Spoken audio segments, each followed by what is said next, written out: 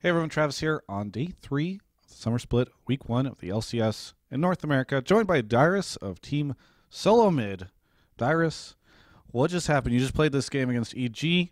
I definitely feel like this week NA is just doing its best impersonation of EU, where all the rules are thrown out, games are strange and bizarre and odd.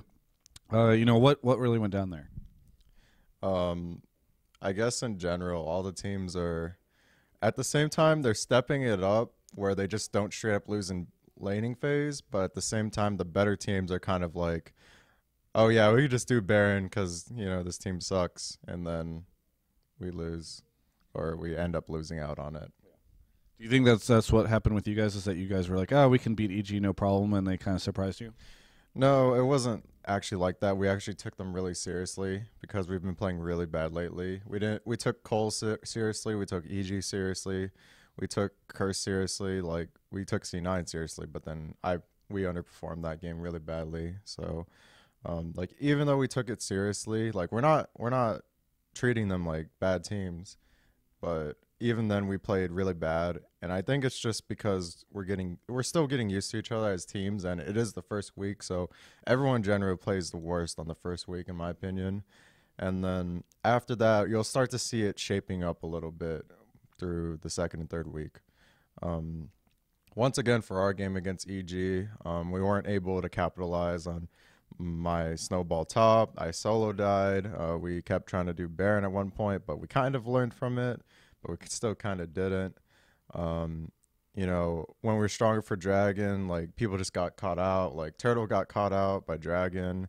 Um, I don't know who else got caught out, but we're just getting caught a lot, and it's starting to show that teams are just getting better and better, where you just can't straight up beat them because they're bad.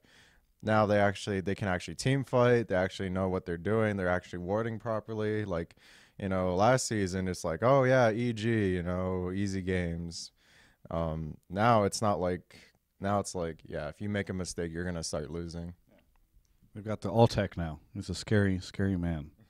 Or child, really. He's pretty young. You The mean Paul Belter number 2? the Pobelter Jr. Yeah. I like to when I first saw them, I was like, oh my god, 2 pole bolters. I'm just joking around with that. I'm not racist. Oh, thank you for the clarification. Yeah, I've known pole belter since the first MLG, and then I don't know. Altek looks really friendly, so They're both really young, and they look like they could be brothers. yeah, Is fair. yeah. It's like WTF two Shens, two pole belters. Is That's what that? I was saying. Yeah.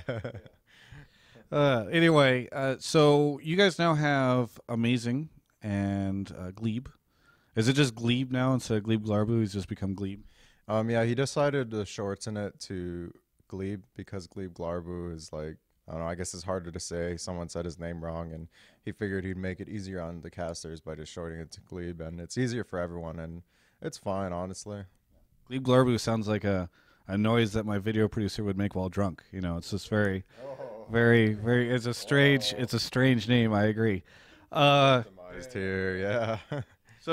but anyway, how? Okay, we'll start with Glebe. How's he working out in the support position? How happy are you guys with him? I'm very happy. Like, I've never like Expecial was great, but Glebe just like goes out of his way to like instead of us kind of sitting around, like he initiates with Bjergsen about like talking about picks. He's very, very similar to Lemon, I guess, because Lemon helped Glebe out at one time when they're like on the same team except sister team. But Glebe does a lot of things, like he keeps the Google document. Like he doesn't have a notebook, but he has it all down somewhere, and it's really really helpful. Like when he first tried out for our team, like he was saying things for like even my lanes, like we can't let Jack skip big, and that's something I could tell my team, but it's like he's going out of his way to do those things. And right now we're just like still in the making, where we're still trying to figure out what we need to do. Like that last game was a good example of that. Like I should have gotten snowballed, and we couldn't do it, so we just used pressure somewhere else, and it was a really really rough game, and we still have lots and lots of things to work on. So we went 3-1 this week, and with Glebe, I feel like we're only going to improve. Um, of course, actions speak louder than words. If I say we're going to improve when we like go 0-4 next week or something, it's going to be really really bad.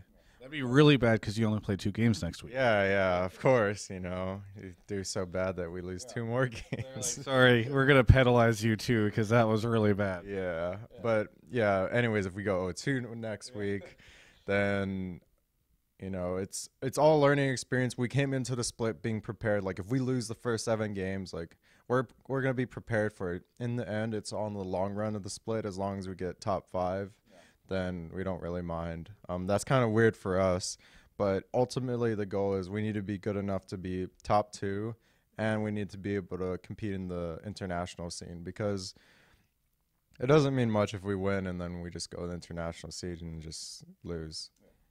That does suck. Everyone hates that. Let's not do that. Well, speaking of the international scene, to help you get there, you have imported a part of the international scene, an amazing your jungler. You guys, I think, saw you're like CLG got a German jungler. I guess we can do that too. And so you got an amazing. What we just talked about Glebe. How about amazing? How's he shaping up? He's great. Like he has everything he does. He has his own opinions. If you did something bad, he'll tell you. If there's something we should be doing, he'll say it. Like a lot of times in the game, we'll be like, we need to pressure here. Why aren't we doing this? We're being less aggressive than we need to be. With new blood on our team, where they can just like, he feels like we should be doing something as our jungler, and he has part of the shot calling where it's like, we need to do this. It's another voice on the team, and he's very proactive with it.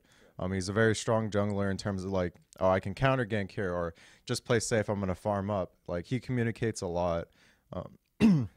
I can work on my communication with him, but for him alone, like he's just been nothing but an asset to the team. Other than the banning 3 of his junglers out, it didn't really affect him at all. He still played fine on Xin. It was just other problems in the game. So even though he got banned out, he still, did his job as a jungler. We could have did pick ban phase better, but I feel like Amazing's been a great pickup for us. Yeah, so it seems like with Glebe and Amazing, both the themes here is that they're much more outspoken and very vocal. So is it safe to say that communication and just like the vocal aspect of TSM has improved dramatically with these 2 pickups? Yes. The downside to that is we have too much talk. Yeah. Like we have someone saying something and someone saying something else, and we need to filter that and make it more efficient. That's pretty much it. We just need to fix our problems and we'll be good. Very good. Well, any shout outs, any plugs, anything you want to say here at the end of the interview? Shout out to our sponsors, HyperX, Alienware, and Logitech, and a shout out to solomid.net. Thank you so much, Dyrus, for the interview. Very informative. Really excited to see how TSM is shaping up because you guys are kind of a new face. By the way, one last question. Let me squeeze in here. Is it kind of strange for you because you are now, I believe, the longest standing member of TSM, correct? Yeah, pretty much. And I remember that, like, when you came in to replace the Rain Man after living in the TSM house for so long, is it a strange feeling for you to be like the guy that's still around? It's kind of weird because I'm the oldest guy and I have to be the voice of reason, I guess, because I'm the oldest, but I don't really talk that much. So it doesn't really work that well. Oddone tweeted like, "Oh no, Dyrus is the voice of reason. We're doomed." But luckily, all these younger guys, they're all very vocal. Like Turtle will say stuff. Like he's like Turtle being the second least person to talk that much other than me is like, it's already really good. Because Bjergsen speaks his mind, Amazing speaks his mind, and Glebe especially speaks his mind. It's really nice to have like younger guys just do all the work for me. It's like whatever, I could just get yeah. Is it? Do you ever feel like you're just the guy who got called over to babysit the kids, and you're like, I'm not even a babysitter. What am I doing? Like Wild Turtle's flinging like peas across the bedroom or something. Yeah, but at the same time, I'm too lazy to do my job in that kind of aspect. So, like Oddone said, we're screwed, and now Oddone kind of has to do it too, where he's just living in the house, and it's like, But being the oldest, like, other than the good things, there's also the bad thing. Like, am I getting too old? I mean, I'm only 22, so it's too early to say that.